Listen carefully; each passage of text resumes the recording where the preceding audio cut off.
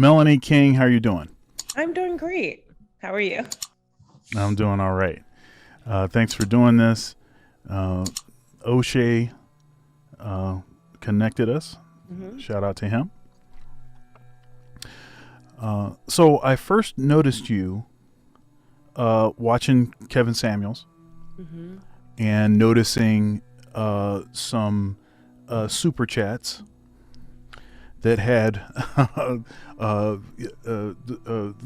quite recognizable logo on the super chat, and I was like, okay, who is this? What's going on with this? And then not too long after that, you started doing uh, content on this newer channel for you, Hmm. um, and I did not realize that you had a channel before. I mean, you had a lot of subscribers on that channel. Yeah. Um, so, so what happened with that channel, and what caused you to decide you wanted to sort of jump into a lot of the kind of content that you're doing on your new channel? Well, I'll see. The old channel was just content I was doing before. In my previous run on YouTube, I've been on YouTube for 60 years, so a lot of people may not know that. And so I just felt like it was, a lot of my life had changed, and I just felt like, it's time for a pivot. And before that, I hadn't posted content on that particular channel of mine for like a year. So it wasn't like, it was like I have a lot of channels people may not know, and some are kind of dormant and some are a lot, I was still producing content on, and it was just like a channel that I still had. And I was like, you know what, let me just use this one because it's one of the many that I do have. And I watched the interview that you did with O'Shea, which I thought Hmm. was a really good interview. And he asked you a couple questions about, um, like, I mean, were you always this aware of some of these issues that men face, or were there some things that occurred that sort of opened your eyes to this reality? Um, I, Before I answer that, I'm just gonna say, if you see me looking down this way, you are here. So my computer screen is here, but Mm. the camera's here. So I'm not like ignoring, like not listening. I'm literally just like trying to look at you, but not it. You know how it is. So Yeah, it's all right. No still getting. worries. I told him before. I'm still I'm trying to get my setup together and recovering from COVID. So the struggle's real, but no, I didn't. I mean, not really, if I'm honest. I probably wasn't aware of most of the issues that women have. One of the things I tell people is that, and it's very important to know this because you'll understand my brain, or you understand how I am after this, is that this past year or last year, I was diagnosed with ADHD. Had no idea that I had it. And one of the key components of it is that you are easily distracted. You focus on things you want to focus on. And so and I've always had a very analytical mind. Like if something makes sense to me, I go with it. I don't align with something because I'm a woman, or, like, to me, it has to make sense. It has to be logical. And especially if people are voicing something that hurts them or makes them uncomfortable, whoever it is, I like to listen to it. And so that's part of kind of like growing up. It was kind of hard for me to make a lot of female friends with this kind of mentality. So I've always kind of been a little bit of not a little bit, a complete outsider and loner, and kind of, march to my own tune, beating my own drum, whatever you want to call it. So hearing it and hearing the logic behind what men were saying, I was like, okay, this makes sense. I had no idea how polarizing it actually was. So it was just like, okay, A plus B is equaling this, and that doesn't make sense. So, like that's what really kind of drew me to it, is I enjoyed the logic many times that I encountered in the arguments that were made. Yeah, it's interesting because, and a lot of guys will tell the same story. Uh, Before there was a sort of manosphere, black manosphere, red pill space, before they called it that, we used to just call this common sense. And something that has happened is that what was common was good sense, but good sense is not common anymore. And so you can get canceled for saying stuff that just seems like regular stuff to say. Right. But there's a lot of like kind of alienation that I think men go through, because when they have spoken up about certain issues, there's a lot of gaslighting. Oh, that's not really the real thing. Are you sure that's maybe you're just making bad decisions. Maybe you're just choosing, the wrong kind of people. There's a lot of that kind of stuff that goes on. And I always knew that something was wrong. Right. But it wasn't until I started hearing, frankly, a lot of voices from this space. And then, frankly, it's the only place where people are having this kind of frank conversation and are willing to be honest about things. Yeah.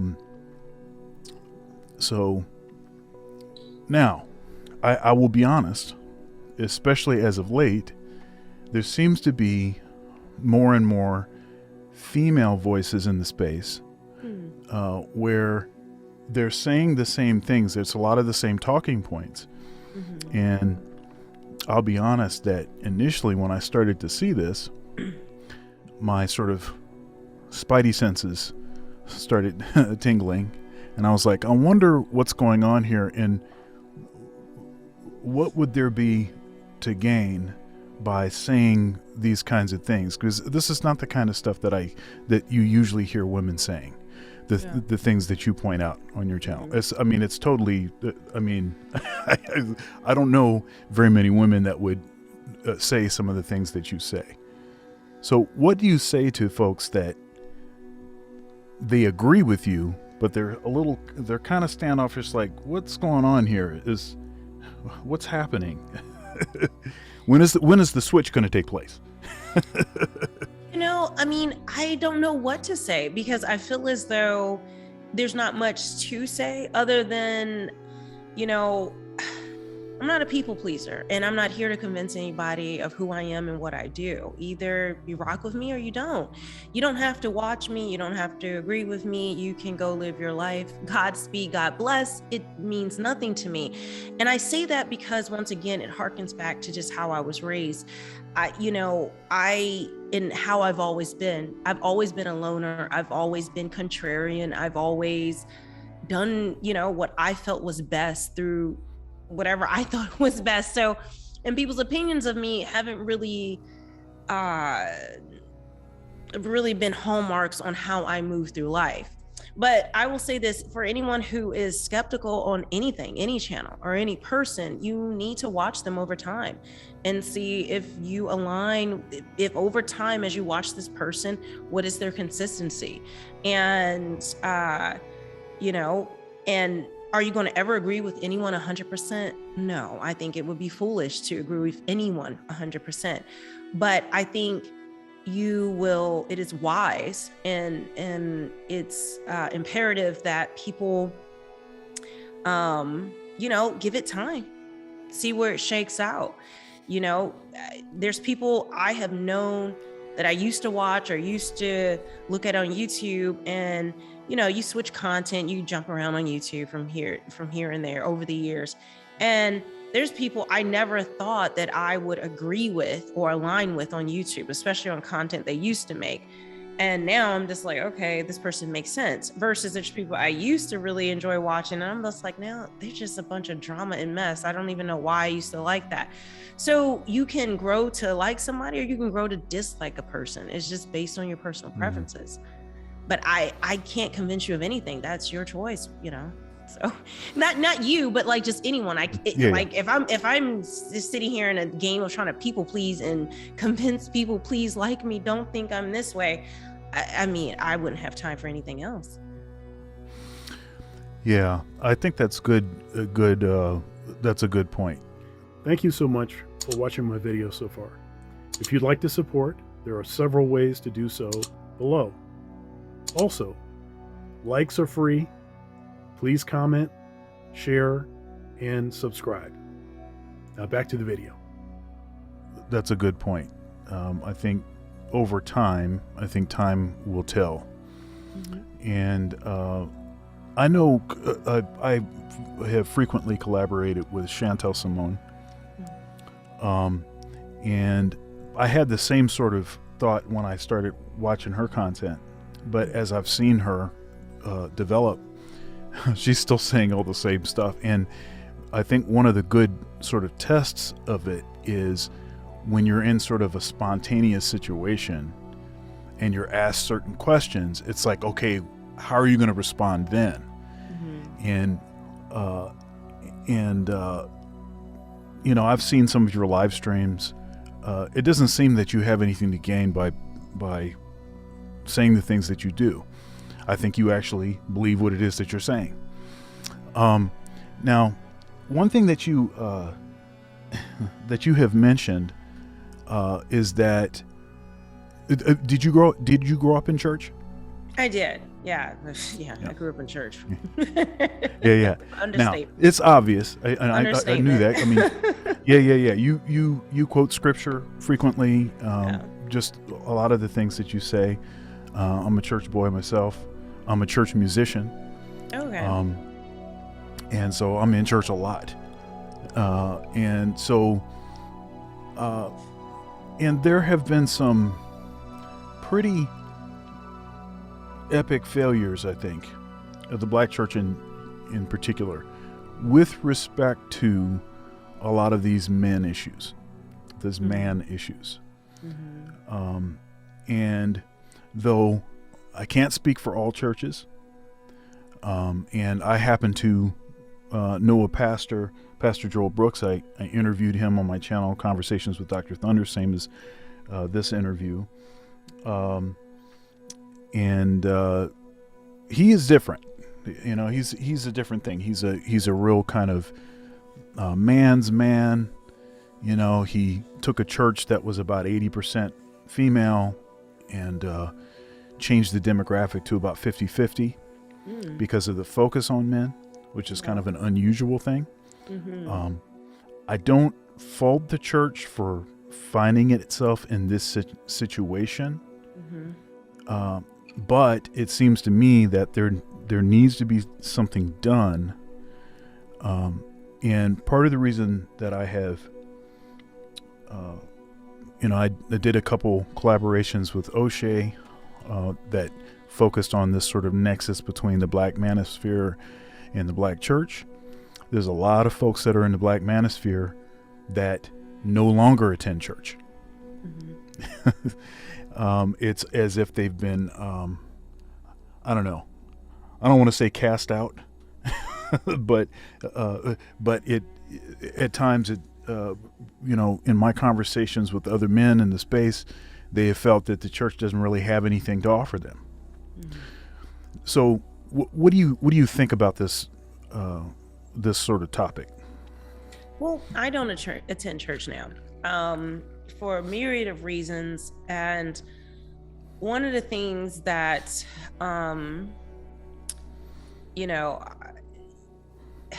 that has always kind of gotten to me, and I think everybody would probably agree, is that church today in particular, it's either very political or it's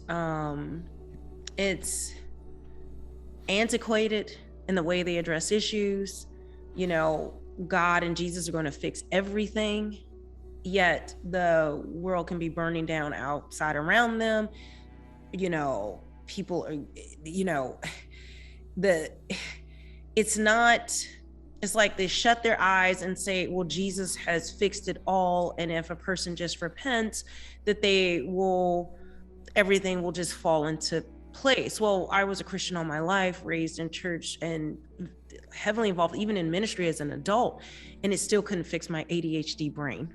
Like, it's a brain disorder that I'm born with, and Jesus doesn't just take that brain away. And so what has happened, I feel like men may feel the same, where everything is about, Jesus has, or God has become this magical godfather who would just wave his wand and all your problems would go away. And it's less about accountability, and giving people practical tools that actually work. There's a lot of ego involved in leadership. And so many now with social media and the opportunities for leadership to be famous, insta famous, or whatever it is, that's more important than a lot of times the work. And you know, Kevin Samuels actually did a really good live a few months back about the Black church. And actually there were pastors who called into it, and it was very good. And he dissected why so many Black men are falling away from church. But I would say in totality, Black, white, or whatever, people are falling away from the church, men in particular. And I think a lot of women are falling also away from church because, you know, once the emotional rush that a lot of times service is over, it's still going back and living whatever kind of way. Because, you know, while I do believe that the church has a lot of answers, it just hasn't caught up to a lot of the modern issues, the cultural issues. I've just recently, what I'm doing on my channel is doing a lot of movie reviews, and they're not reviews, they're breakdowns of relationship dynamics that have been played out in media. And, you know, Think Like a Man was even promoted, I think, by a lot of churches. But the same church that will say you shouldn't sleep with someone until you're married will also promote the 90-day rule. It says it's okay to sleep with a man after 90 days. I'm not here to judge either one, but there's a lot of confusing messages that are out there, or it's a lot of feel-good emotional things, which men are not going to respond to emotional stuff like the screaming, the going crazy, the crying, the praise and worship. A lot of times that is very overly emotional. It's not a lot, you know, I remember growing up, there were a lot more songs that were more like soldiers. We are Christian soldiers, like this kind of marching and anthems for men to kind of hold on to. But now everything is Dr. Jesus. And a lot of times even the language even puts down men in these sermons in ways that honestly, until I got, started listening to the Manosphere, I didn't really pick up on. But looking at some of it, it's fluffy. It's a service a lot of times for women to just feel good and not really change or hold them accountable in any kind of way. And it certainly does not hold up men as, as leaders, which is biblical. So I think anytime the church falls away like that, it will draw some people to that. But I think a lot of people who truly want to hear the gospel message, who really want to live a disciple life, they feel something in their spirit. It's not right. So why keep doing something just for performance sake? So that's what church has been for me. I just felt like I was going for performance at a point. Yeah, you said a lot there, and much of which I definitely no. Don't. But yeah, please. They want to hear you talk more than they want to hear me talk. Okay. So that is fine. But the finger wagging point, a lot of men have felt that there's a lot of finger wagging at men from the pulpit, but a lot of sort of unwillingness to address other significant issues. In particular, there's a baby mama epidemic. Okay, and now Black churches are the demographic. There's a lot of single mothers in Black church. Yeah. Okay, and so you can understand from one perspective why you would try to serve the people that are actually in the church, because you do want to serve the people that are in the church. So I can understand that. And so I can understand that maybe more often than not, the sermons would be sort of directional towards the people that are actually in the seats. Now, if the people that are actually in the seats are more single mothers, then that's probably not an issue that you're going to be super aggressive about. Even if it is maybe the most damaging it's the most damaging issue in our communities is the families not being intact. Now, you said something, you were reviewing that interview that PMP, shout out to him, did with with this woman, and you had the what is it, the big pad? It's right there. Yeah, right. There it is. That was great. And you were pointing out, you were talking about, and I thought that he nailed this point. He says, okay, so you have one guy that has impregnated all of these women. Right? Now we focus on the guy. We say, this guy is not responsible. But we don't say anything about the 7 women or whatever it was in his illustration that are also clearly at fault. I mean, it takes 2 to make a baby. In your analysis of that, the first thing I started thinking was, that in the animal kingdom, of which we are part, by the way, we're all, especially let's talk about mammals. We're a mammal. The female always chooses. The male does all kinds of stuff to try to make themselves look appealing.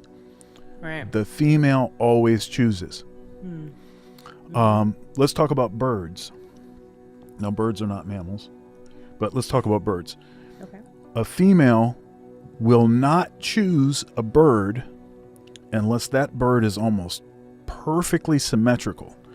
Perfect color markings, everything perfect. That bird, if it is not perfect, will never have offspring. Yeah. How come is it that we, the smartest, can't seem to get that right? The mate selection issue. We put a lot of emphasis on men. Yes, and I think there should be emphasis on men. But we don't bring up the fact that it is the women that are supposed to be saying no. Stop saying yes to these slumlords, to these slugs. I did an episode on my live streaming program called Thunder's Thoughts, called Mate Selection. And we kind of talked about this. Now, and I wasn't just going in on women or something. I talked about a lot of things that men can do to better select. But you can't blame men when you chose the man. Right. That doesn't make a lot of sense to me. Right. But when you bring that issue up, it's like it either goes in one ear and out the other ear, or it's almost like people get angry for you even noticing that is an issue. What do you think of that? Well, I think it's many parts that kind of contribute to this. I think overall in society, men are held to a higher standard than women. Men are held way more accountable than women. And that goes down a rabbit trail, but so we're not gonna get into that. But I would say specifically, this is like the glaring issue that, and this is why it's so illogical what's out there today. That, okay, our Future, for example, Future is one man. He's impregnated, I guess, allegedly 10 women. He has 10 baby mamas at this point. Women know about it. They know he's a rapper. They know the lifestyle that he leads, but they still will choose to lay down and make a baby with him. And so, and then it's easy to say, well, he's a deadbeat dad, but really? And so there's no, one things I've always talked about is, everything's about deflecting versus reflecting, looking in the mirror, holding someone else accountable for your choices. And now I will say this, there are situations where for men and women, you can get with someone, get married and do it the right way, and things still don't work out for whatever reason. Life happens. It's not always this person's bad and you weren't living up to this and he was cheap.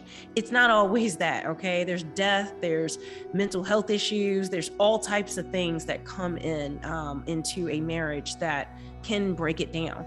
But I'm talking about the people who, who purposely go out and want the guy that's smooth, suave, and looks a certain way. And honestly, we've been programmed to want these type of men.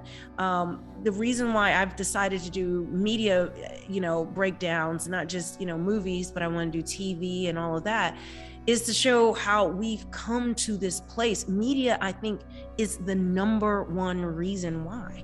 I feel like I have found the Rosetta Stone of the mass delusion that's out there and the unaccountability that so many people have adopted as their mantra. The narcissism that causes people to take, to only see what others have done wrong and never take ownership of their own lives and choices. So it's been normalized to, there's so many layers to this that I can get into, but I would say, what you hit on is, until I discovered the Manosphere, I'd heard no one talk about this, and I did not think about it. That's why it's so important that we have these conversations and that more and more people speak out, because it just wasn't in my awareness of that this was, what I'm saying? Like, it's like a Pandora's box opened for me, like a door open, and then it was like those Russian dolls where you keep taking out a new one, because it's just like, wow, how could I not see this before, this whole world that existed, and see this juxtaposition of what the mainstream narrative is, where men are these bumbling idiots. You see it in movies too. Men are these in romantic comedies, they're bumbling idiots who will do anything to get with a woman. And she's always the one who has to put up with his mess, or she may make a small mistake, but he always takes her back because she's a prize.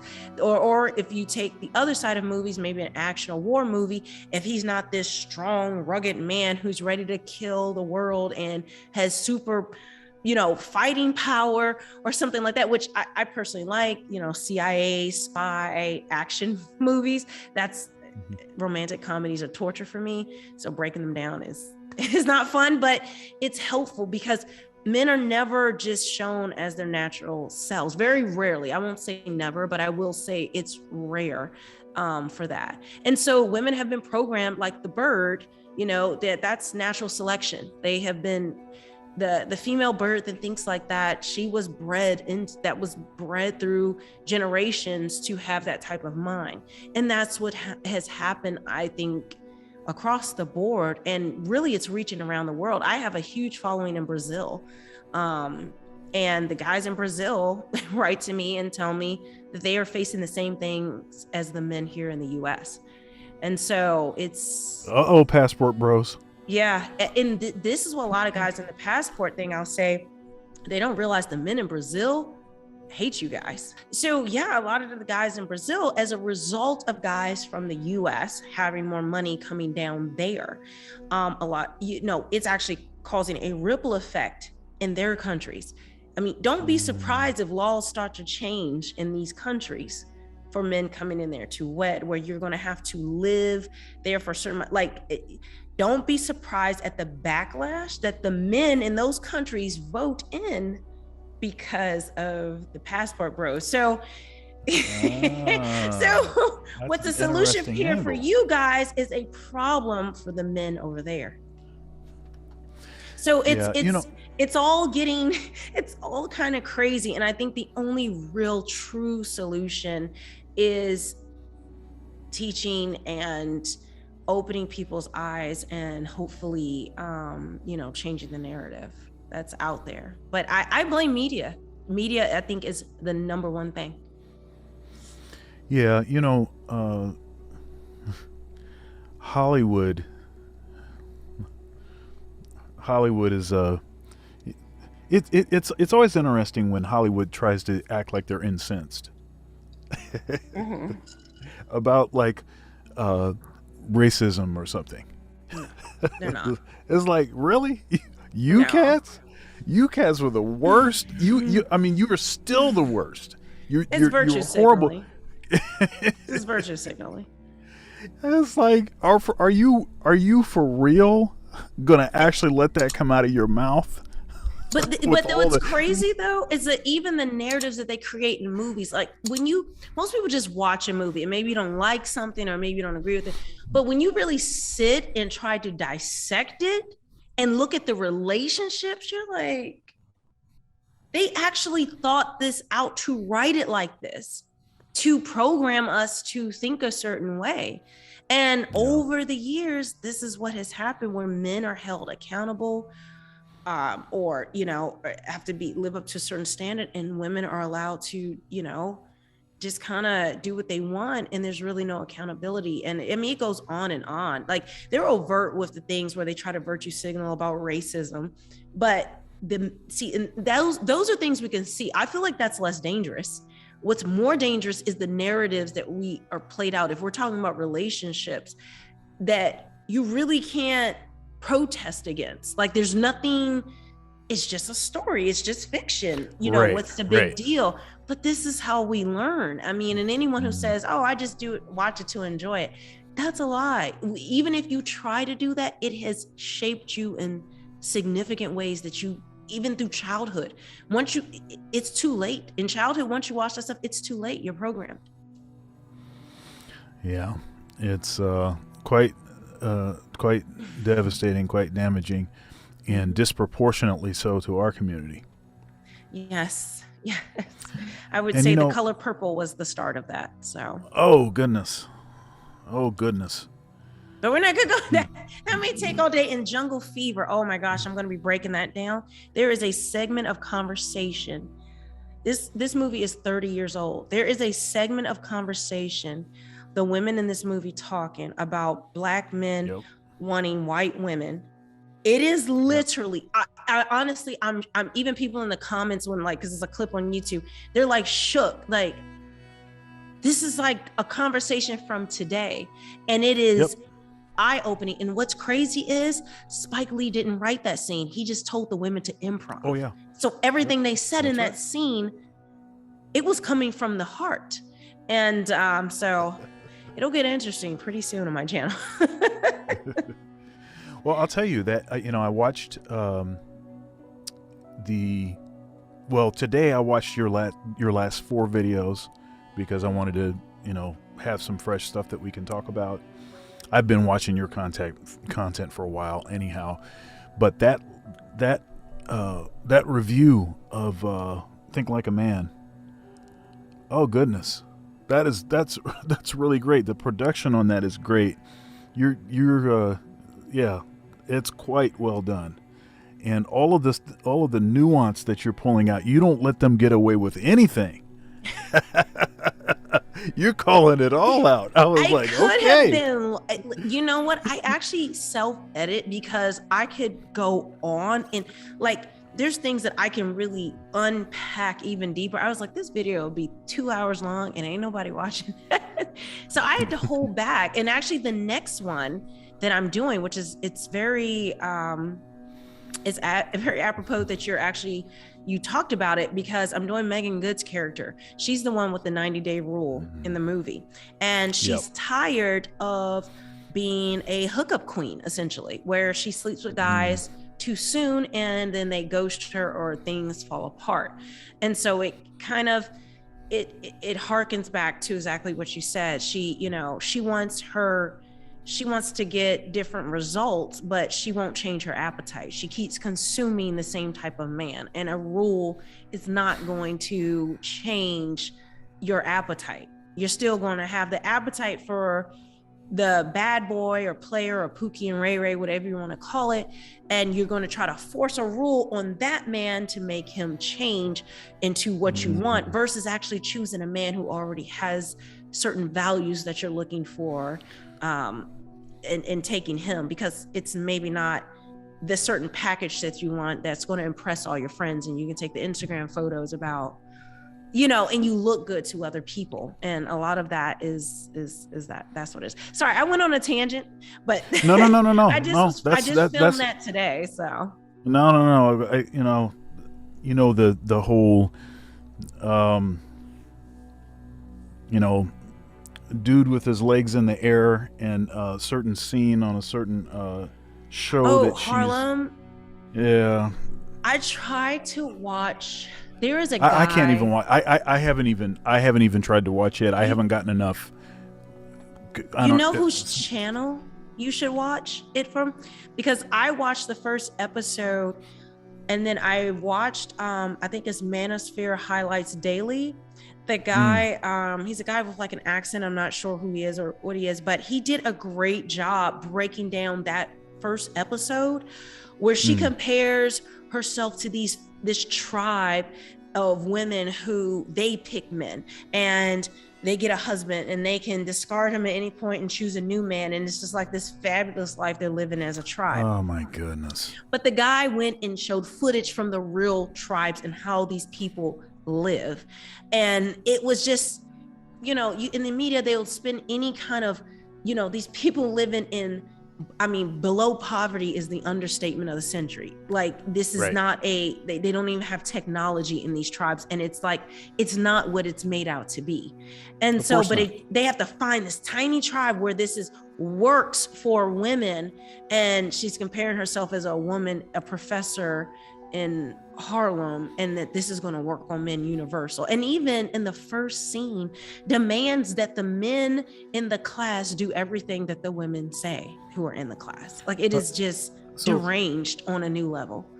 See, the thing about these,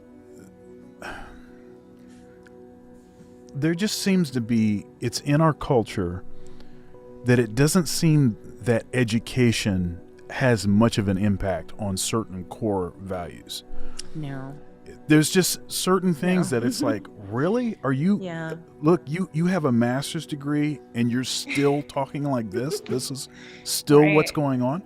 I don't get that. It's just, it's really, I was thinking, I did a show on Thunder's Thoughts called Nuclear Rejection. And in that show, and in some subsequent sort of impromptu live streams I did, I talked a little bit about my experiences, growing up. And, I started when I was 6 years old with music. I'm an introvert and I'm shy and all of that. Matter of fact, I did a recent live stream called Gynophobia, Fear of Women, a Good Thing? And I was heavily borrowing from some of my own experiences, kind of being paralyzed by even like approaching someone that I would be interested in. And part of it was because, the fear of rejection, that's a real thing. But most of it was because I'm introverted, and there's just certain things that takes more energy for me to do than someone that is, say, extroverted, right? But I had a variety of interesting experiences. So I went to a rural school system until I was a senior in high school. I kind of became sort of alienated and kind of had a bad experience my junior year, and I transferred to a high school for a few reasons, but one of the main reasons was because I wanted to have more access to black girls. Okay, so the school I moved to was 40% black, and I'll tell you, I was not prepared. I was not prepared for the wake of nuclear rejections, and for the reasons that I would be rejected and criticized and almost taunted. Like, oh, you think you can talk to me? Why do you talk so proper? And what's wrong with your shoes? You don't have no name brand pants? I can't be seen with nobody without not a gold chain. I'm serious. All of this kind of this frivolous, ridiculous stuff. And you know, I am you know, I just, you know, I think back at that and I'm like, man, you know, and I know that it is a lot worse now than it was then. Oh, yeah. So, but the reasons for rejection are so trivial. And when I think back at some of the folks that rejected me, and I consider the way my life is, and not that I'm trying to, trying to poke fun at someone, but the folks that usually make those kinds of decisions, they don't usually end up in a good situation. And it's a lot of, frankly, it's a lot of our women that are making decisions based on that kind of stuff. Right. You know, what they should be doing is they should be prioritizing, you know, these dudes that are, you know, in the library reading. You know, Right. That's who should get prioritized, but that's not the, that's not the, it's not sexy, I guess. So. No, it's not. And particularly in our community, this is the issue. Believe it or not, and this is, you know, I hope men don't take this wrong. Men created this issue. Not all men. A small group of men. In particular, I would even say it started in the 70s with the groovy kind of guys, you know, the Soul Train type of, you know, hey, baby, it was shaking with the gold chain and things. That's when you really started moving this direction. But it was when hip hop became our culture. It's almost like that. There used to be a time where Black culture was Black culture. In hip hop culture was hip hop culture. But honestly, it's when people think of Black people, they think of hip hop culture now. Yeah, there's those of us who are educated, or, you know, there's people who are Barack Obama, or people who are, more of the elites, you would say, educational, you know, they, you know, I dropped out of college, so I'm not one of those people, but, you know, and there's that group of Black people they see, and then it's, you know, they know, oh, it's just a few of them who are like that, and the rest are encompassed in this hip hop type of culture. And what does hip hop culture promote? A man needs to be flashy. I think it looks ridiculous, and I've always repelled it. You look like I've always been attracted to people who, you know, to minds. I think just because of the way I am, I can't hold a conversation with someone who's engulfed in that type of world and type of thinking. But I know I'm not normal. So, and this is hence why I haven't always got along with most women, because my thinking and what I was attracted to was very different than what they were. And so it ostracizes even women who are different in the community, who aren't running to the playboy who's, you know, with all the chains and his pants hanging and being hip hop. It's just not, I don't know why anyone finds it attractive. And so this is what I always say, you know, the number one consumer of hip hop are white people, and they can consume it, they can listen to it and just love it, but they don't take it as a lesson on life. They don't adopt it as their culture. They don't try to emulate that. You know, people will say, oh, gee, they're trying to act Black. They're trying to do that. I think it's just delusional if you really think that that's in mass, that white people want to be like us. I don't know why anybody would, based on the statistics of our community, honestly. Not to throw shade at who we are inherently as a people. Obviously, I think we are excellent as a people, especially when we work together and put our minds to it. But where we are tremendous potential. But when you look at us today in media and social media and just the general thought about us, you know, it's no one's rushing to become like us. Okay. So, you know, it's just a false bravado to feel better, and it's a method of self-soothing. But I will say that the hip hop culture that a lot of men really embrace, and I think Tupac in particular really he was pivotal in the turn of our society, in Black society, and where it just, I love Tupac's music. This is no diss to him in any kind of way, but I'm saying, and this is not what he meant. He was doing what he does. He didn't mean for everyone to be like him or to embrace everything he's doing and saying, but that's what we did. And it does harken back to, you know, us as a people and just so many. I mean, this is so layered, if I'm honest with you. I don't want to point fingers or blame. It's just hip hop where, you know, Black people adopted something they felt like was their own for once, you know, that they created and can own and embrace. And that's why it was so easy for us to make it culture. But unfortunately, you know, and especially with the money that came in it, the glamour, how it looked fabulous, it looked elite, it felt good. And to see Black people having that much money and being able to live essentially how they want it.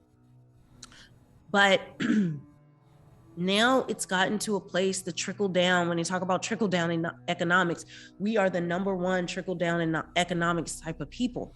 Because if this rapper looks this way and lives like this, or if baby mamas are getting famous for just being a baby mama to someone famous, well, this is aspirational. Trickle out. Yeah. Our stuff should be called trickle out, because our dollar only lasts 6 hours in the Black community. Yeah, and it's worse with Black women. But Black men are actually, especially the younger generation, are spending at almost the same rate. You know, there's no thought of generational wealth. There's a high degree of narcissism. It's all about self, not community. You know, yesterday I was at the Bucks game. I'm a season ticket holder there, and we're not going to talk about Antonio Brown, but he is an example of a lot of things wrong in our community.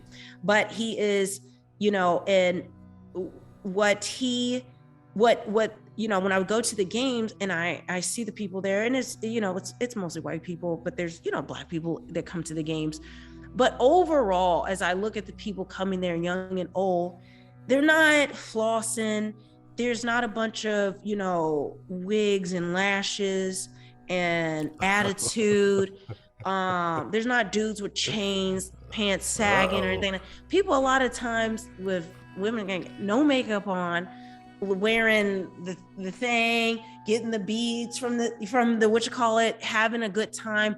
People are generally friendly, saying if they bump into somebody, oh, I'm sorry, man, you're just, oh, no problem. It's not like, oh, what's up, dude, what's up with you?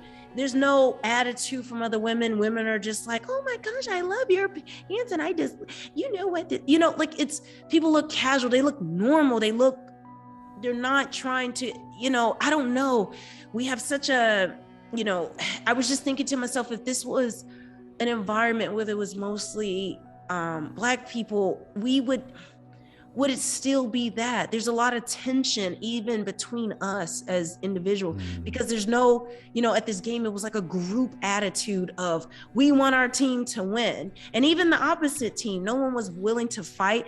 In fact, this woman in front of us came in late and kept standing like the entire game. She was a few rows down and over.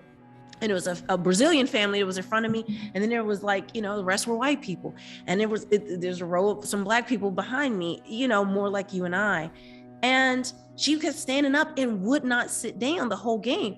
So we all, as a group, was like, please sit down. I really appreciate it. And she was just like, I don't have to sit down. So we all started calling her Karen, like Black, white. The Brazilian people start calling her Karen, and we teamed together like, please sit down. But I was thinking, if this was an environment with just us, a fight would have broke out. Like, it would have been maybe gunshots that because Karen wouldn't sit down. And so it's just, I'm not putting, you know, this may sound like I'm going in on Black people. I understand the history of us and how we've gotten here, and we haven't, I mean, there's a lot that goes into it, okay, that needs to be remedied and healed. But I think in total, we really embrace contrarian behavior. We embrace contrarian things, and we embrace, which is what hip hop is. And we wear our wealth. We, you know, it's just so many things that are just keeping us. Actually, most of the time, it ain't even our wealth. Just like it's some fake. rented stuff. or it's fake. It's Or just it's it's fake, just fake right. stuff, which I have no problem with fake stuff. Hey, don't spend no money on diamonds. I don't promote diamonds either because they have a bad history. So hey, if you want to wear something costume, go ahead and do it, but not the way we do it. Like, it's just, you know. Hey, but you know how we do it though. You know how we do it. we There's an appetite to just show off and be a star. Yeah. I don't know. Yeah, It's we get a complicated. hold of something, and we put our own thing on it. We're gonna do it our way. We're gonna do it our way. And nobody can tell us nothing. That's right. Nothing. It's either And, if you say something, you're, if you're black, you hate your own people, or if you're white, you're racist. Yeah. Like, there's no way to have any type of intelligent discussion to try to really solve issues like this, because people want to label you as something. I don't really care. I could label me. I don't care. But en masse, this is why, this has happened. So,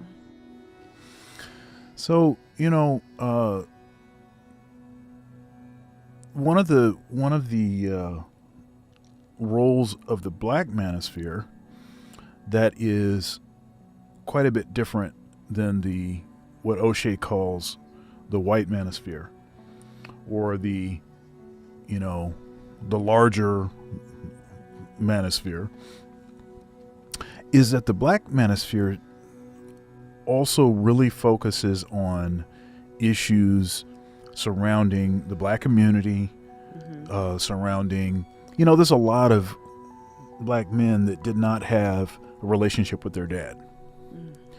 And they didn't have, that uncle that they could go to and ask some questions about, how do I approach a, lady I'm interested in, or, how do I get my money right? What should I be investing in? What should I be doing? And so there's a lot of content that focuses on a lot of those sort of issues, and also address issues. We have some, there's some sort of common occurrences in our culture that you don't see in other cultures. This sort of epidemic of son husbandry. There's a lot of that in our communities. That's not the kind of issue that the sort of White Manosphere is going to know as much about or be able to talk to, but that's something that gets addressed and talked about quite a bit in the Black Manosphere. Yeah. I mean, do you have something you want to add there? I mean, there's could be a lot of stuff to get added. I mean, I'll say this: I was fortunate enough, and I'm still fortunate enough to have an excellent father in my life. And I come from a pretty solid family on my father's side. My mother's side, shaky, but not my mother and particular aunts, but just their history. But on my father's side, he grew up with his father. And his father was an electrician and a fireman. They had 9 kids. And, all of them on that side are like what some people say, like white people, So it's not that they act that, but like just the way there's generational, I have a grandfather's married, the grandfather before that, and then my father's married and in my life, and so forth. And so I recognize that many of us in our community have not had the opportunity, or we weren't raised seeing an intact family and seeing people work through problems in a healthy way, and staying married and working things out, and certain dynamics weren't valued in our communities. And a lot of that harkens back to welfare and all types of things where, messages through media that were pushed out. I really see that as really the turn that really broke our communities, where, we embraced, as women, Black women, we embrace government checks and what Cosmo told us, where we can have it all, where we can have sex freely and we don't need a man, when these are women who were married, who were writing this as a way just to sell and to market to communities. And sure, white women would read that, and some of them went astray, but in mass they didn't, because they still had fathers and that leadership in there, and they didn't have the brokenness. And we need to acknowledge it, the brokenness of slavery and Jim Crow and segregation that doesn't just leave just because laws have changed. And this is where people need to understand.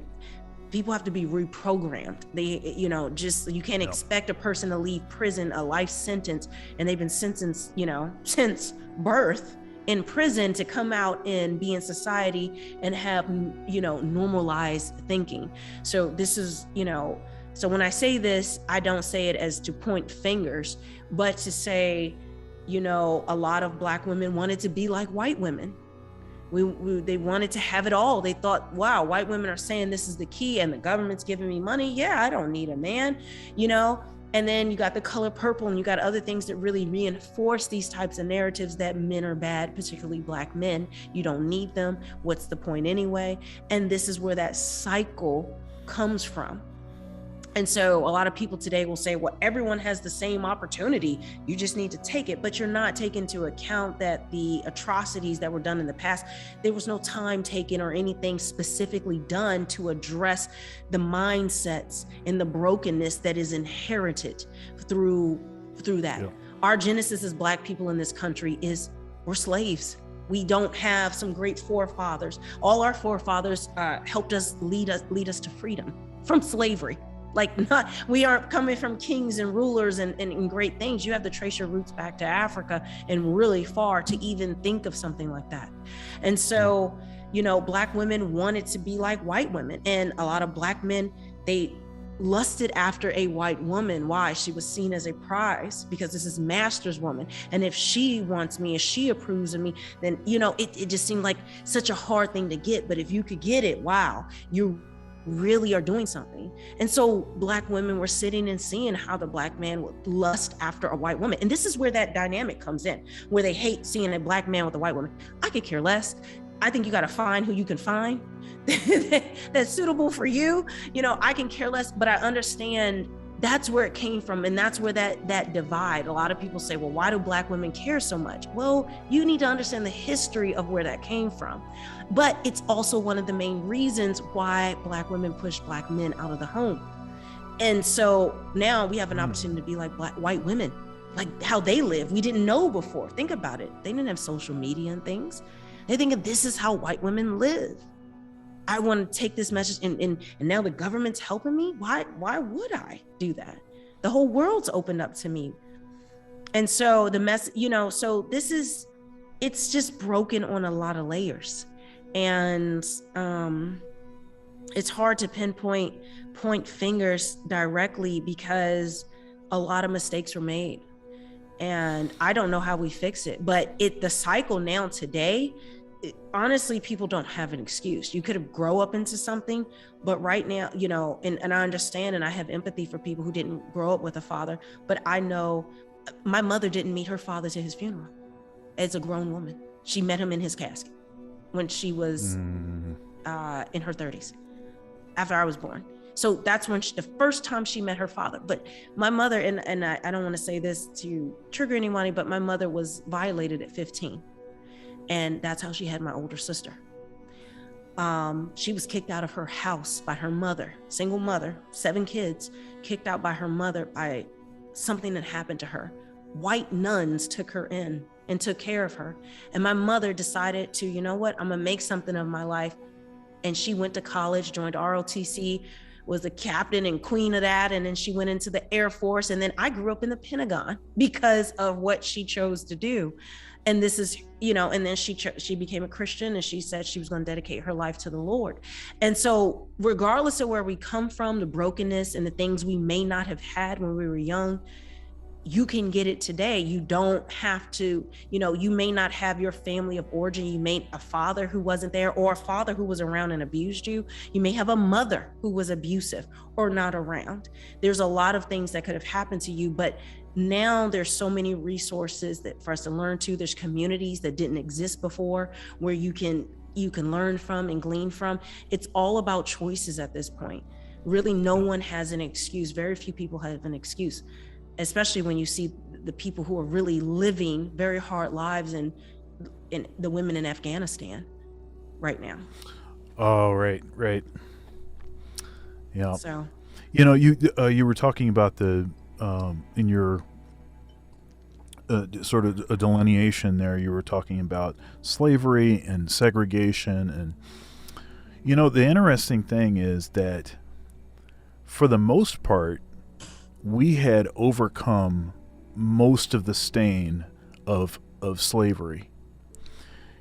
It was really most of the things that white liberals put in place trying to help us that actually have created most of the problems, most of the entrenched problems, taught us how to depend on the government, taught us how to be willing to split our homes up so that we can get a check, taught us that, that we need to vote a certain way because they're the only ones. They're the ones that are the Democrats. They're the, they're the supporters, and we're the one that love the black people.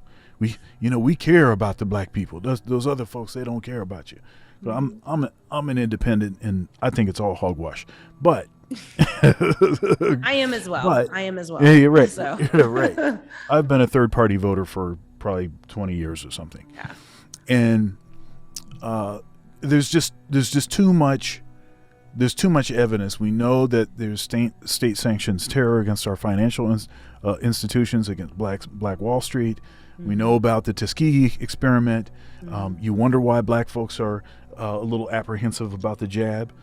There is a history of the government doing things that are funky. And there's a history of black folks trusting the government, though the government has not done a dadgum thing to help us. Yeah. And now, before we think that's the end of this, even when organizations get formed that are supposed to be, helping us, like, Black Lives Matter, they clearly are not interested in helping black men and boys. They clearly are not, because when you see you can look at their income, the donations, and you can look at the sort of initiatives that they have spent the money on, right? And notice that in particular with straight black men, there's hardly anything that they've done, and yet it was straight black men that were actually killed and have been killed disproportionately. So that's supposedly what got things started, right? Yeah. But how come our organizations that were founded, that have our name on it, that bear our name, they still are not targeted at the right stuff?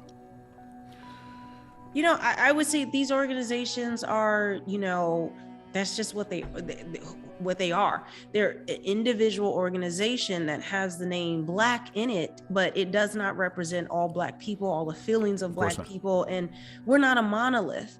And this is what they're the most highlighted because they get the donations. They are at every time there is a news thing that highlights Black men in particular. They do something with Black women as well, Breonna Taylor, things like that, but disproportionately Black men, to highlight something that the government, a government inequity that they want to, or a narrative that they want to continue to promote or make sure people take a look at.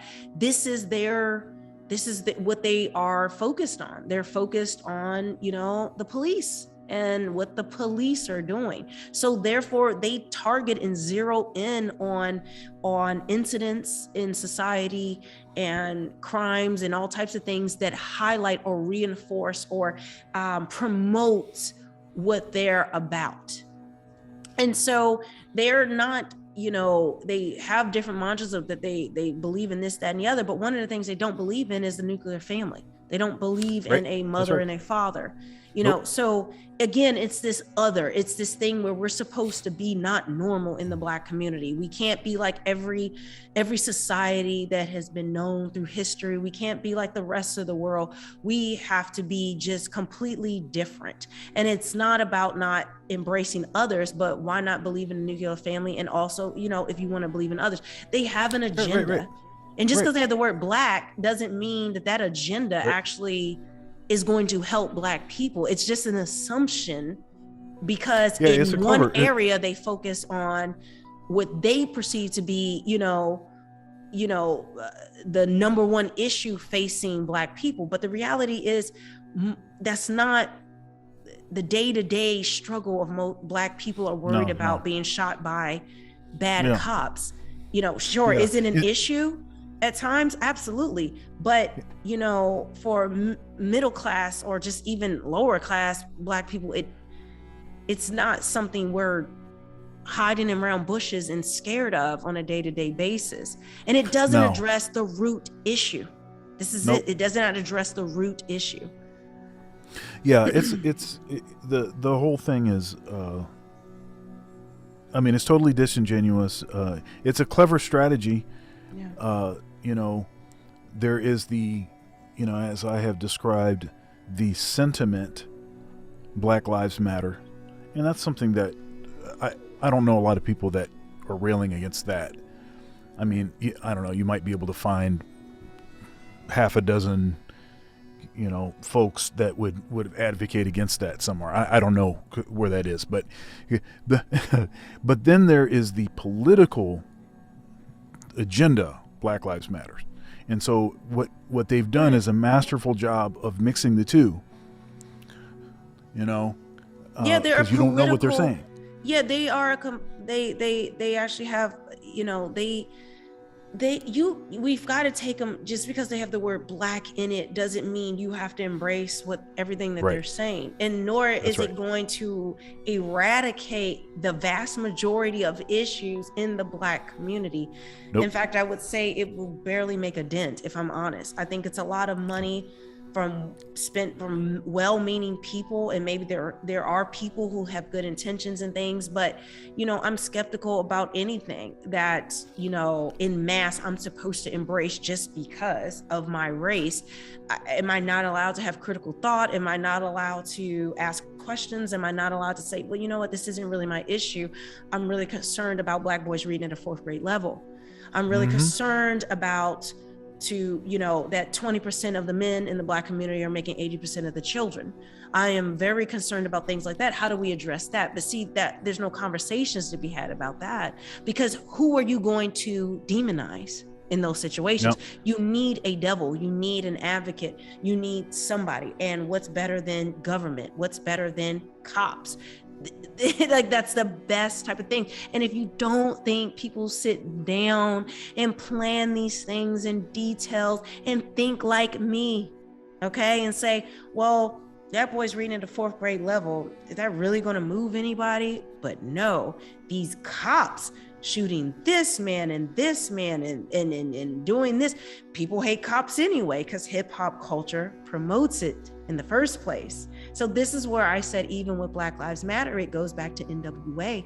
It goes back to certain Black men who lived in crime and poverty-ridden communities and who were part of gangs and being antisocial, and they promoted hating cops. So this is a mantra throughout our community.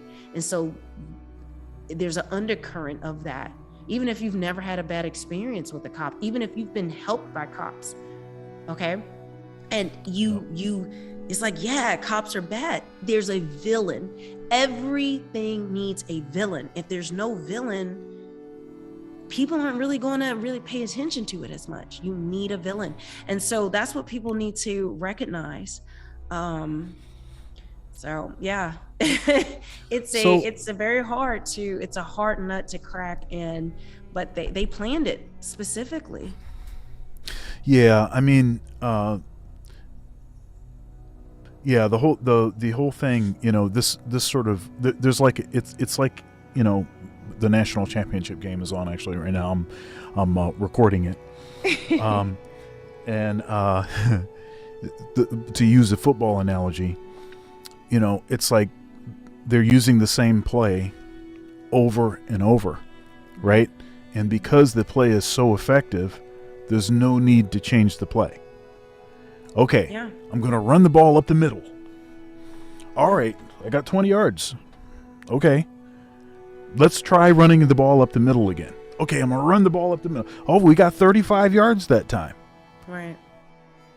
Okay, let me run the ball up the middle. And it's like the defense doesn't do anything different, just keeps doing the same thing, is confused by the same, look, it's a fake. He's not going to throw the ball. He's going to run it up the middle. Mm-hmm. So stop taking, this other stuff that's happening. Stop paying attention to that. They're running the ball up the middle, and it's like folks are on the side trying to tell them in the game, look, stop getting confused by that. I don't know. Does anybody else see this? I mean, do they not hear me? I'm yelling. Right. What you can't hear what I'm saying right now? It's like that. But there's no need for them to change the play because we have not become clever enough to see what the play is, or to even listen to people that have been telling us what these issues are. Things like the Moynihan Report, stuff like what Shahrazad Ali has been saying for all this time. Yeah. It's like but we just ignore that. But you can listen to stuff. her book on YouTube. There's an audio play of it if you want to listen to it. It's very eye-opening, especially on how Black women are raised in particular in this country. Sorry. Mm-hmm. I just wanted to say that it's out there because it's actually hard to get a hold of a copy of that book. And I'm an audiobook person, so I found it. Oh, me too. I prefer audiobooks. Yeah. One of the books I've been listening to is Tommy Curry's book, The Man Not. And that is critical reading. Critical listening. To that book. Yeah, I have to listen to that. But yeah, I would say as far as your play analogy, I'll say this. I think,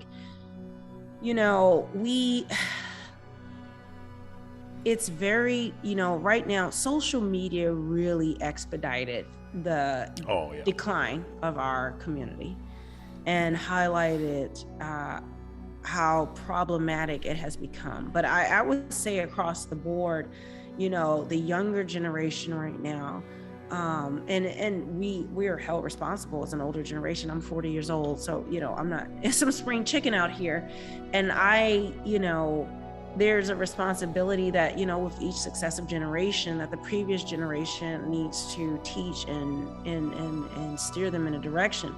But now it's at a place where social media is people's gods, and it's their idol, it's their mother and their father.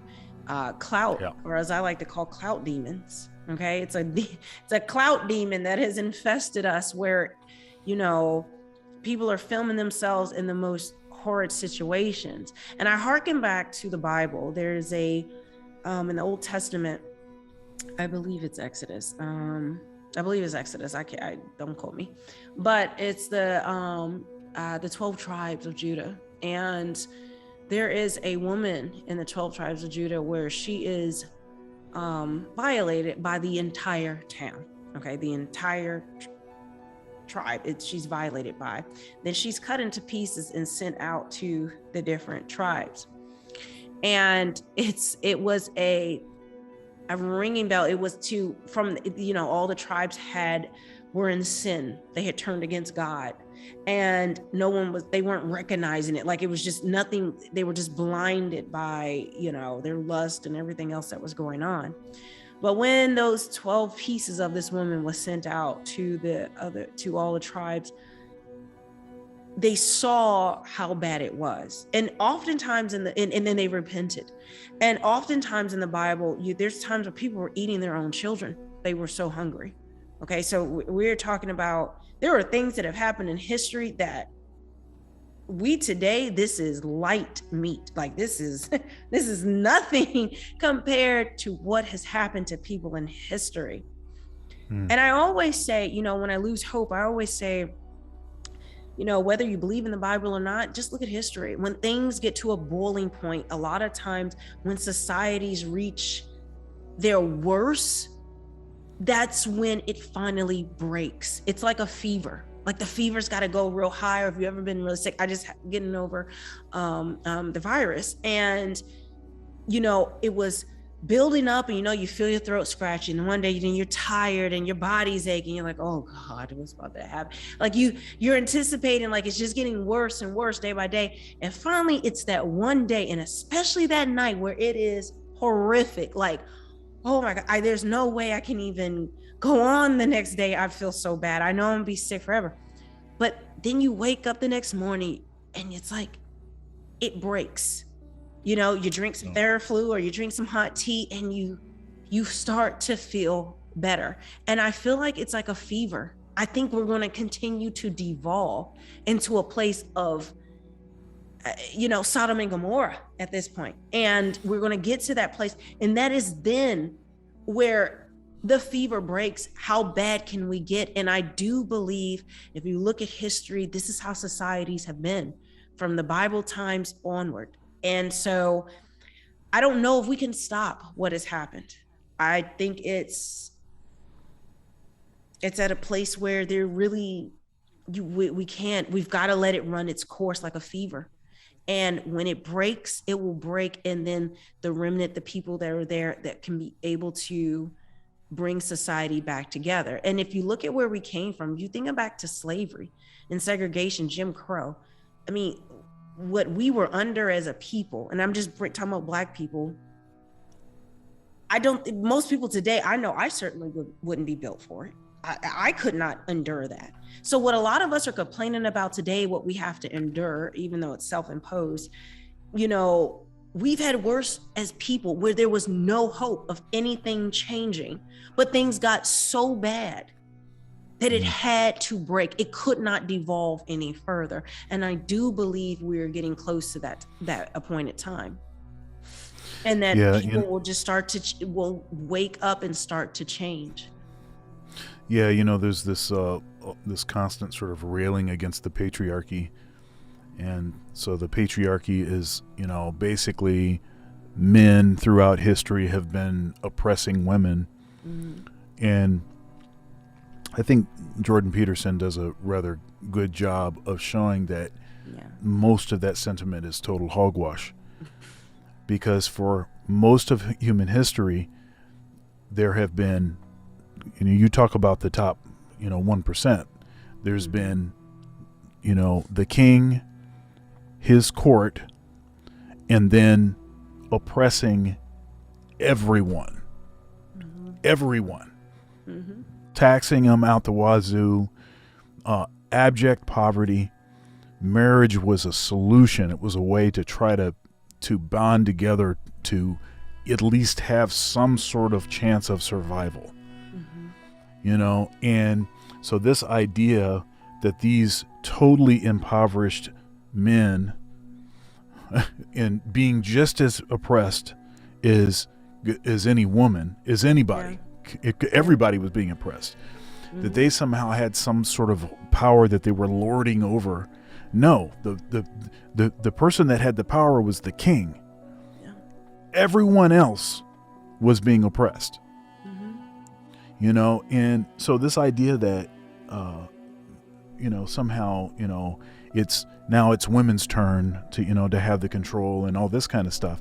It's like, what are you talking about? That isn't the way. Men have been sacrificing themselves to build society, to protect their families forever. And if it wasn't for men, I mean, who's going to protect you from the barbarians? Yeah. When they're at the gate?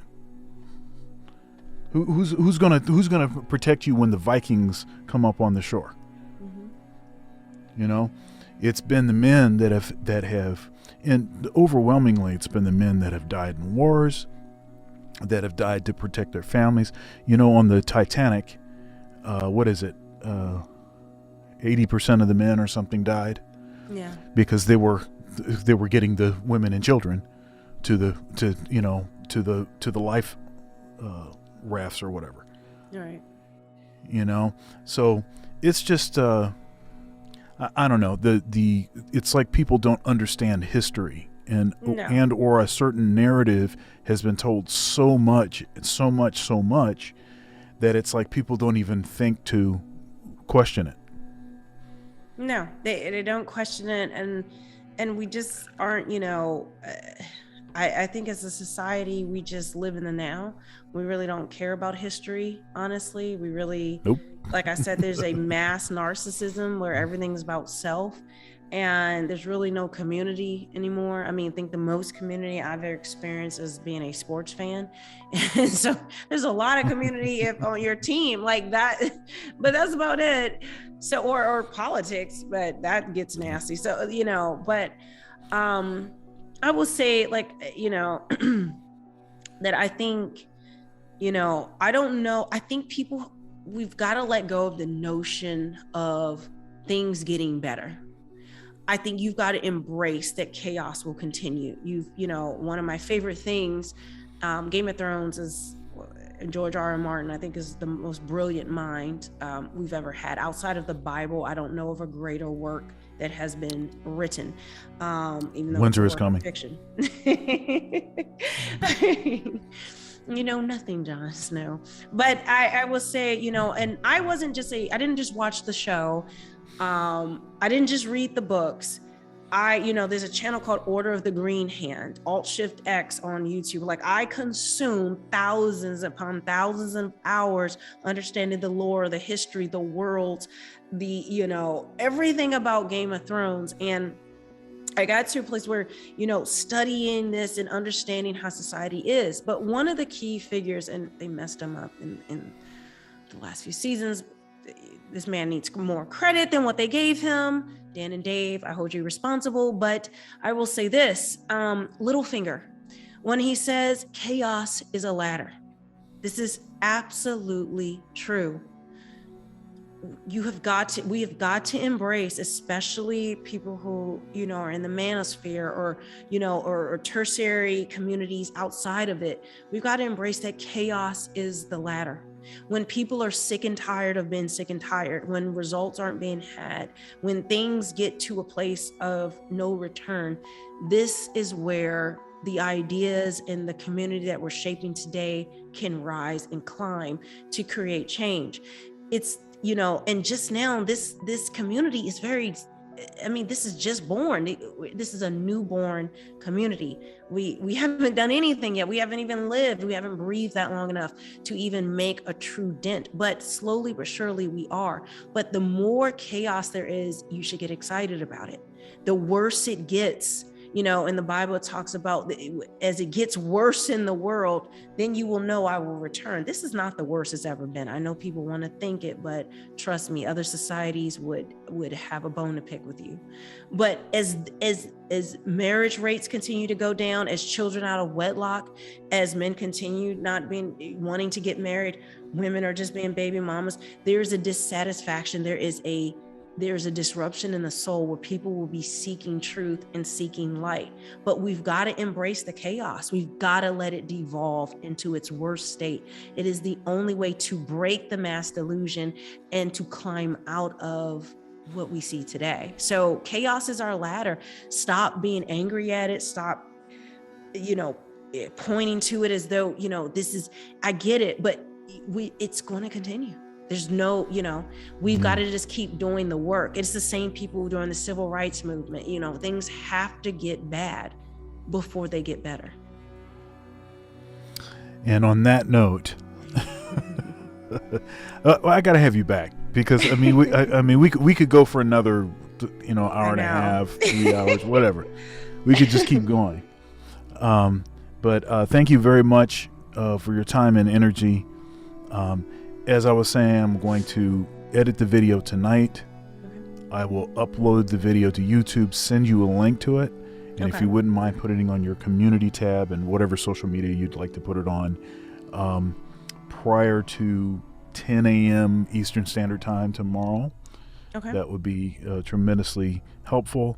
And if you happen to be around and you'd like to drop by and throw some comments in the chat, I certainly would deeply appreciate that too.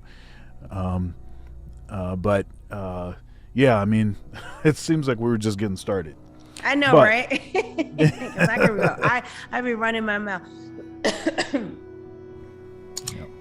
But again, thank you very much. Okay. And I will be This is awesome. talking to you soon. All right. Thank you so much. I appreciate it. All right Okay. now. All right. Bye. Bye.